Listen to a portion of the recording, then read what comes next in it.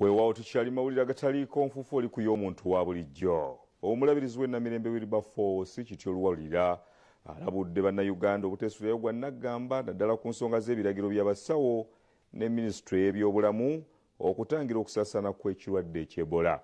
Ategeezezza nti singa bano tebaafeeyo nti omuggalo ogwassiddwa e Mubende ne Kassanda n'awalala gusobola okutuukayo. Abakristo baniriza Ssaabasumba w'essaza ekkulira Kampala Paul Smogere mu ssanyu okuggulawo ekigo kya St. Cyprian e Kawanda mu ggombolola Nabweru mu munisipaali y'e Nansana mu disitulikiti y'e Wakiso. Omukolo gwetabiddwako abantu ab'enjawulo okuli omubaka wa Nansana munisipaali Wakayima Musoke, omubaka omukyalo wa disitulikiti y'Empigi Ted Nambooze n'abalala. Ssaabasumba asoose kuggulawo Kereziya n'atongoza ekigo nga kisaliddwa ku kyemaganja n'okuggulawo ennyumba ne woofiisi z'ekigo kino era n'asimba n'omuti ogw'ekijjukizo.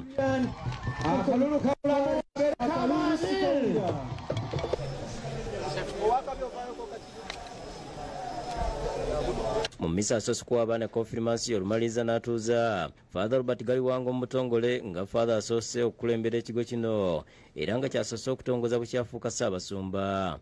Okukulembera abantu bakatonda ng'olabira ku Kristo Musaseredooti omulanzi era kabaka mu parish eno y'e Kawanda maliridde. Abakristo basuubire okwongera okukolaganira awamu, basuubire emirimu gya Kereziya gyonna okutambula obulungi. Ssaabasumba era alabudde abantu okwerinda obulwadde bw'Ebola. Ebola lumbe lubi, lutta bubi, luttirawo, lusaasaana mangu, lubuna ensi yonna. Tetume kwesembereza bintu bifaanana bwe bityo. Tuwulirize bulungi abakulu kye batugamba abakugu mu byobulamu. Omubaka Wakayima asabye gavumenti okutandika okusasula abaweereza nti kuba bakola omulimu munene eri eggwanga. Ensi endala abasaseredooti ne ba reverends balina okuba nga bafuna omusaala oguva mu gavumenti. Nabwe kityo ne twagala tumuwerekere bulungi ng'azze Kawanda tumuyambeko n'okuzimba leero parish wali. Meeya wa Nabweru Jjumba Kasimu agambye nti oluguudo lugenda kufuulibwa Church Road nti kuba babadde baluyita Kakoligo Road. Lw'enkulaakulana kuba enkulaakulana ejja n'ebintu bingi nnyo. Oluguudo olwo lukyusiddwa ne lufuuka Church Road. Mu ngeri emu Ssaabasumba Ssemwogerere avumiridde abatunda ettaka ly'Ekereziya ne bagula emmotoka ezibeerabiza Omukama. Abantu babeera n'amataka amanene nga gano balowooza kufunamu ssente kutundako. Wano kati nga wano batundanga keke Namiryango.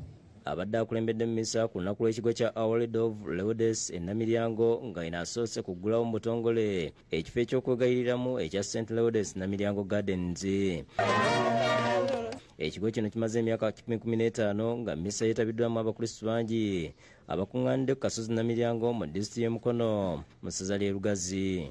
Awadde abaana abasoma ebibiina sakalamenti ya kominyo ne konfirimansiyo n'agatta n'emigugu gy'abagole 5.